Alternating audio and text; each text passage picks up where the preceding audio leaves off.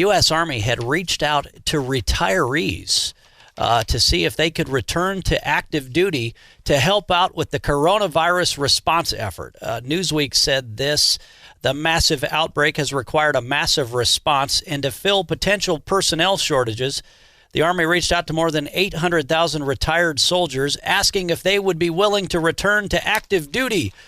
And they got an email right back from 81-year-old Colonel Arthur Wittich. Colonel Wittich, an honor to have you on this morning, sir. Thanks so much for being with us. Well, you're very welcome. I appreciate the offer. Well, I know whenever I've talked with your son, Art Wittich, a longtime legislator here in Montana out of the Bozeman area, he's always talks about how proud he is of you and of your military service, but I know he's even more proud today. Well, I hope so. I mean, he saw his entire life how we both were kind of obligated to service for country, and he still appreciates it, and he's doing a good job, and I always try to do a good job, and it's been an honor for me. I mean, I've enjoyed doing it. I love this response. So the Army sends out an email calling retirees back to service if anybody can. Apparently you sent out a quick response here, according to Newswork, that said, quote, willing to serve if needed, licensed in 2 states, steady hands, and ready to operate and perform patient care, fit to fight. What went through your mind the moment you saw that email from the Army? Well, I said, if they really need me, I'm ready to go. I mean, I felt very honored to even be asked, but in all honesty, I'm not convinced that they'll recall me because not only because of age, but because I've been retired for almost 5 years, and I think what they'll do is recall the ones that just recently retired. Yeah, and I know the demand is somewhat waning now. I think like that field hospital, for example, right. in Seattle, they've already broken that down and realized that they didn't have as much of a need. But nonetheless, here were these men and women standing ready, fit to fight, as you put it. Well, that's the military ethos. I mean, I think most people in the military or formerly in the military have feel obligated to be that way. Duty, honor, country, so to speak.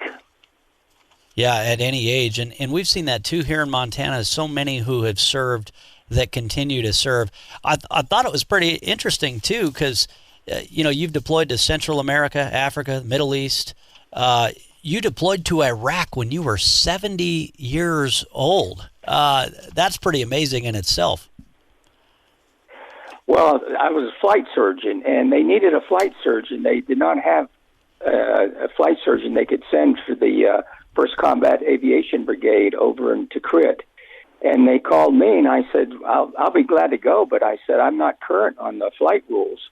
I said, when I was an active flight surgeon, the Blackhawks weren't even flying. We were flying the Hueys and the CH-47s, and they said, well, that's okay. You'll have a PA, and he'll be familiar with all the rules. And I said, fine. And I went over, and everything worked out fine. We were active. We were busy. And I enjoyed working with the troops. And I had my 70th birthday over there. In fact, my commander made the entire brigade sing happy birthday to me. That's pretty incredible, because I remember, when I was in Ramadi, Iraq in 05, 06, there was one guy, he had to be in his 70s, and I don't think he was a doctor, but it was kind of cool. They still brought him over because he wanted to be a part of the team, and I think he just passed out towels at the gym, but he just wanted to be a part of it. He wanted to be with his men, Oh, I understand that. They don't let too many people stay in at that age. Usually it's got to be like a physician or maybe a clergyman, where they need the service, but and then of course the regular Army makes them retire at 30 years, where in the reserves and National Guard sometimes they can stay a little bit longer and be a little bit older.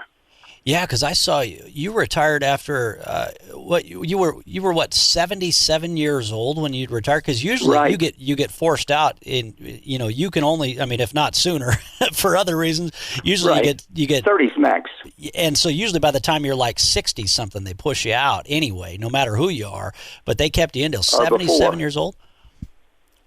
Right, because I was a physician, and I was active. I mean, I was delivering babies and doing surgery at age 77. Not too many people do that, either in the military or in civilian life. What kept you going all those years? Love of duty, love of job. I always thought it was a great honor to be a physician and also a military officer. And I felt blessed that I was a person with two professions. And I enjoyed both of them. I enjoyed getting up in the morning, putting my uniform on, going to work, seeing patients, doing surgery, delivering babies, doing physical fitness, et cetera, et cetera. But that's the way I've always been. And it sounds like you're still continuing your service even after all that. You've been doing some medical missions to Peru, Honduras, the Philippines, and elsewhere. What in Africa, right? Yeah, in Africa. What do you want to tell today's young people that are maybe learning at home right now, that are getting a chance to hear from somebody like you when they might be in school? Well, I think that what they need to do is decide what they think they want to do with their life, and then make a concerted effort to accomplish that. And if it's obtaining higher education, then you need to work hard to do that. If it's obtaining a business field, you need to work toward that. But I think what you need to do is just decide what you want to do and then work toward it, and just keep your eye on the ball. Keep working toward it, because it's hard. It's not easy becoming a physician or anything that requires schooling, because but set a goal. It takes a lot out of you. Set a goal and go after it. Well, Colonel Wittich, it's been an honor to talk with you on the show. Thanks so much for being with us.